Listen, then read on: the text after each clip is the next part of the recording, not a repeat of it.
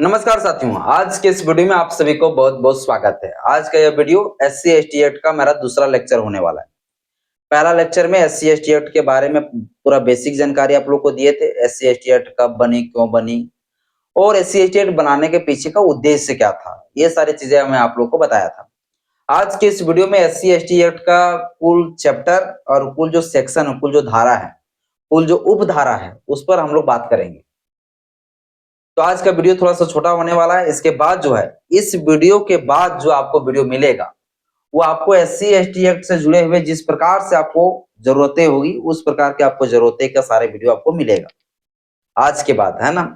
तो आज का वीडियो जो है मेरा समझ लीजिए डेमो क्लास हुआ, 2 डेमो क्लास, जिसमें जो है आप लोगों को जो है एससी एसटी एक्ट के बारे में कुछ बेसिक जानकारी आप लोग को मैं दे रहा हूँ। इसके बाद जो है आप लोगों को जितने सारे वीडियो मिलेगा एससी एसटी एक्ट से रिलेटेड, वो सारा जो आपका जिस प्रकार से समस्या रहेगा उस प्रकार के समस्या का ही वीडियो आप लोग को मिलेगा। चाहे एससी एसटी एक्ट के तहत एफआईआर दर्ज नहीं हो रहा है तो कैसे करना चाहिए, एफआईआर दर्ज क्या करना चाहिए, ये सारे प्रोसीडिंग में आप लोग को बताऊंगा।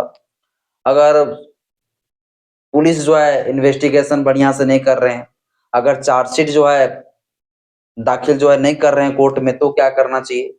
अगर एफआईआर दर्ज हो जाती है और फिर भी अभियुक्त को अगर अरेस्ट नहीं करता है तो क्या करना चाहिए। अगर आप एससी एसटी एक्ट में केस हार गए हैं तो आपके पास क्या रास्ता होना चाहिए।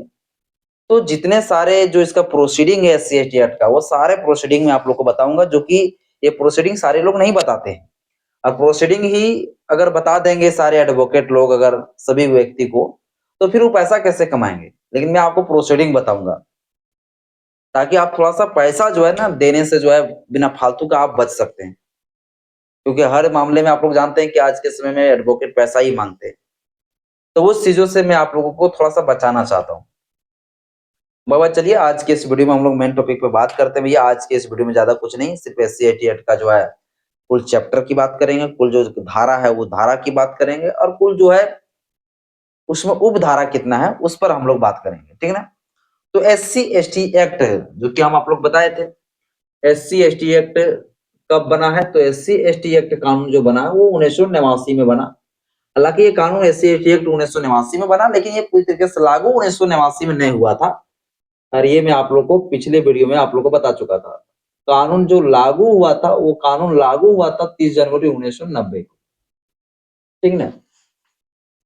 लेकिन ये कानून 1989 को ही पूरी तरीके से पारित हो गया था हमारे पार्लियामेंट से, सदन से पास हो गया। लेकिन कानून लागू हुआ 30 जनवरी 1990 को, जिसको हम कहते हैं एससी एसटी एक्ट 1999 को जो है हम लोग कहते हैं अनुसूचित जाति अनुसूचित जनजाति अत्याचार निवारण अधिनियम 1989।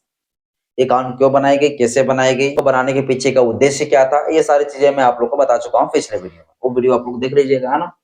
तो देखिए ये जो एससी एसटी एक्ट है 1989, ये जो एससी एसटी एक्ट है, यह जो एससी एसटी एक्ट है, यह एससी एसटी एक्ट को जो है कुल जो है 4 चैप्टर में बांटा गया। कितना चैप्टर, तो कुल जो है 4 चैप्टर इसमें रखा गया। एससी एसटी एक्ट में बोलेंगे कुल कितना चैप्टर है, यानी कुल कितना अध्याय है, कितना अध्याय है, तो बोलेंगे एससी एसटी एक्ट में कुल जो अध्याय है वो टोटल जो है 5 है। कितना है, 5 अध्याय। एसटी एक्ट में कुल कितना अध्याय है, तो बोलेंगे 5 है। एससी एसटी एक्ट में कुल अध्याय 5 हुआ। और जो इसमें अगर धारा देखा जाए, अगर इसमें सेक्शन देखा जाए, सेक्शन कुल जो धारा है, ये जो धारा अगर देखा जाए एससी एसटी एक्ट में, तो कुल ये जो धारा है इसमें, ये धारा जो है लगभग जो है 23 है। लेकिन ये जो 23 धारा है ना, ये मेन धारा होगी। लेकिन इसमें अगर आप देखेंगे उपधारा, अगर उपधारा अगर आप देखते हैं, उपधारा अगर आप देखते हैं, तो लगभग आपको मिलेगा 50 से प्लस आपको जो है उपधारा मिलेगा। 50 से प्लस जो आपको उपधारा मिलेगा, 50 से प्लस 31R 31S 31D, इस प्रकार से आपको जो है ना धारा देखने को मिलेगा। तो मेन जो धारा है वो 83 है,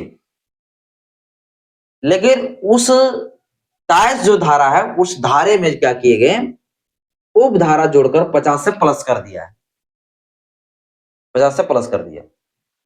और ये जो हमारे एससी एसटी एक्ट है, जिस एससी एसटी एक्ट में जो है आप लोग जानते हैं संशोधन जो है 2 बार हुआ एससी एसटी एक्ट में। संशोधन कितना बार हुआ है? 2 बार। एक बार हुआ 2015 में, एक बार संशोधन हुआ 2018 में, 2018 में। और ये दोनों संशोधन करके जो 2015 और 2018 में, ये दोनों जो संशोधन करके इसमें और भी जो है धाराएं जोड़ी गई, और भी इसमें धाराएं जोड़ी गई, यानी उप धारा बनाया गया। मूल जो धारा था वही धारा रहा, लेकिन फिर इसे बाद में जो है अन्य धारा जो है उसे जोड़ दिया गया उप धारा बना के।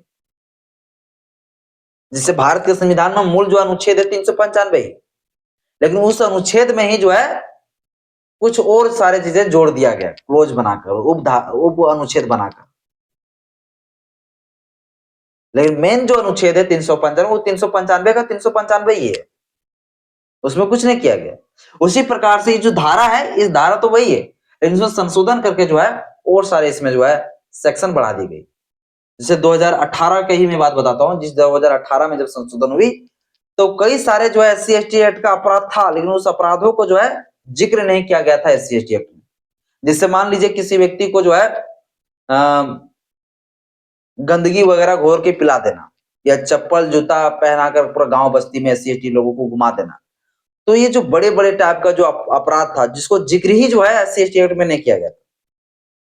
मैला वगैरह घोर के पिलाना, कीचड़ वगैरह गोबर फेंकना, तो ये जो बड़ी बड़ी जो कुछ और सारे जो अपराध थे जो एससी एसटी लोगों से जुड़ा हुआ था, उस चीज को जो है ना एससी एसटी एक्ट में लिखा नहीं गया था।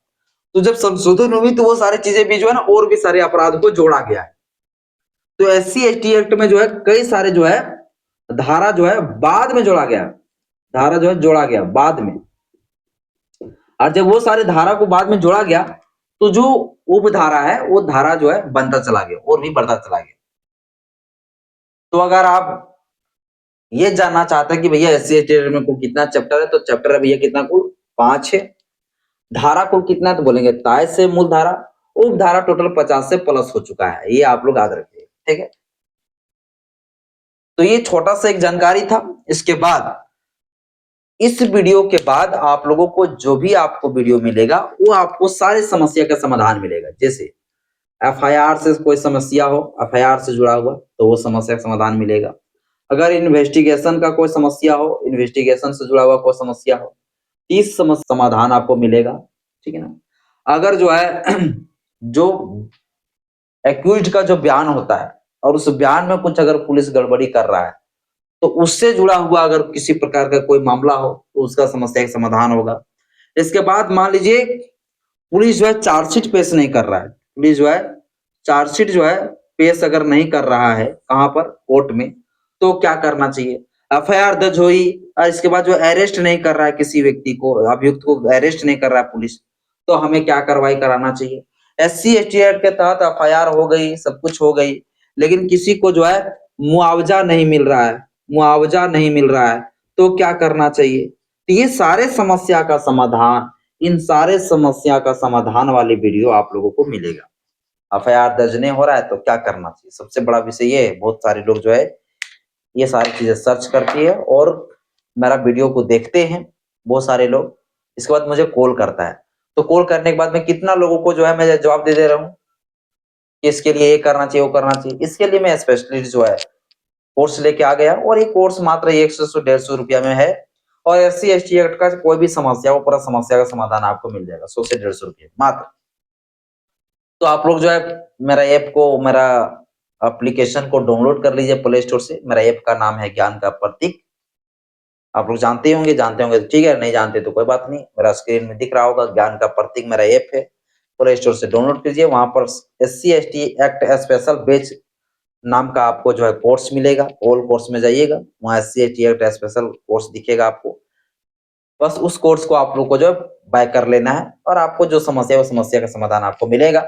अगर फिर भी आपको कुछ अगर दिक्कत हो रही है, समस्या का समाधान नहीं हो पा रही, तो आप मेरे नंबर पर जो है कॉल भी कर सकते हैं, 7488 जो है 514949। इस नंबर पे आप कॉल भी कर सकते हैं। कोई दिक्कत, कोई ऐतराज वाली बात नहीं है, हम एनी टाइम बात करते हैं। कोई भी जिस समय कॉल कर देते हैं, बात कर लेते हैं। हालांकि उस समय मैं कुछ काम करूंगा तो बात नहीं कर पाऊंगा, इसलिए क्षमा चाहता हूँ, लेकिन मैं कॉल रिटर्न जरूर करूंगा, ठीक है। तो मैं बात भी करता हूँ ऐसा नहीं कि मतलब सिर्फ जो है हम बोल दिए, फिर जो है समस्या का समाधान आपका नहीं हुआ तो फिर जो है हम बातें करना बंद कर दिए, आपका समस्या का सॉल्व हुआ ही नहीं।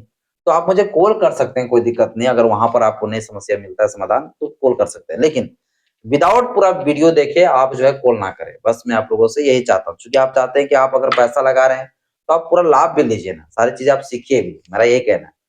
और इस वीडियो में इतना ही। जय भीम, जय संविधान, जय विज्ञान, जोहार।